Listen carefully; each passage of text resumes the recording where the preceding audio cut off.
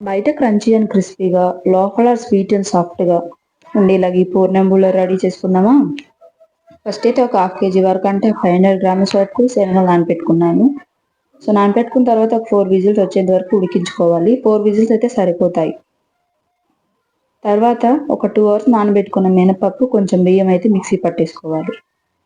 And శనగపప్పు ఉడికేలోపు ఇక్కడ బెల్లం అయితే ముక్కలుగా దంచుకొని మిక్సీ అయితే పట్టేసుకోవాలి. అండ్ మినపప్పు మిక్సీ అయితే పట్టేసుకున్న తర్వాత ఇందులో కొంచెం కొంచెం వాటర్ యాడ్ చేసుకొని మైదాతో కలిపేసుకోవాలి. అండ్ ఇందులో మైదా వేస్తే క్రంచీగా బాగుంటాయి. టేస్ట్ కూడా ఇంకా కొంచెం యాడ్ అవుతుంది. కొంతమంది ఇందులో ఇడ్లీ రవ్వ కలుపుకుంటారు, కానీ అవసరం లేదు. సో మైదాతో బాగుంటాయి కాబట్టి ఇడ్లీ రవ్వ అవసరం లేదు. అండ్ 4 విజిల్స్ వచ్చిన తర్వాత ఇలా మూత తీసి తీసుకున్న తర్వాత ఎక్సెస్ వాటర్ అంతా ఒక గ్లాస్లోకి స్టోర్ చేసుకోండి. తర్వాత మనకు అవి పనికి వస్తాయి.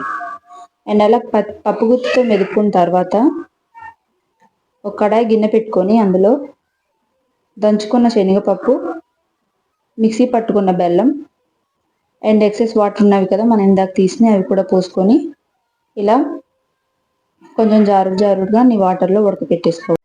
ఇలా ఒక 10 మినిట్స్ వరకు దగ్గర పడేంత వరకు ఉడికించుకోవాలి. సో కనిపిస్తుంది కదా, మనకు చేతికి ఒక చిన్న ముద్దలాగా చేస్తే తెలుస్తుంది. సో అలా చిన్న ముద్దలాగా చేస్తే పిండి అంతా రెడీ అయిపోయినట్టు.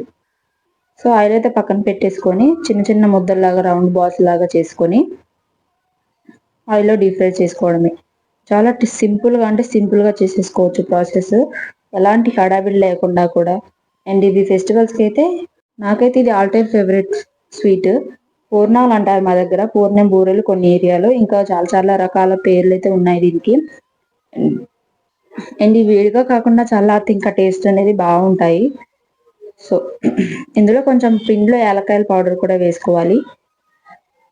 అండ్ ఆ సైజ్ చేసుకుంటే సరిపోతుంది, మరీ చిన్నగా కాకుండా పెద్దగా కాకుండా ఆ సైజ్ అయితే బాగుంటుంది. అండ్ ఈ వీడియో నచ్చిందని అనుకుంటున్నాను. ఇలాంటి వీడియోస్ కోసం లైక్ చేయండి, సబ్స్క్రైబ్ చేసుకోండి ప్లీజ్. ఇంకా ఎలాంటి స్వీట్స్ కావాలో, మీకు ఎలాంటి స్వీట్స్ ఇష్టమో కమెంట్ చేయండి. డెఫినెట్లీ నేను చేయడానికి అయితే ట్రై చేస్తాను. అండ్ ఇందులో హోల్ పెట్టుకొని ఎంతమందికి నెయ్యి వేసుకోవడం తినడం అలవాటో కమెంట్ చేయండి. నాకైతే అంతగా నెయ్యి ఇష్టం ఉండదు కాబట్టి నేనైతే ఇలా నార్మల్గానే తిన్నాను. అండ్ టేస్ట్ అయితే చాలా బాగున్నాయి. నమ్మి ఒకసారి మీ ఇంట్లో ట్రై చేసుకోండి, మీరే బాగుంటారు. And bye. తెలుసు కదా, లైక్ చేయండి.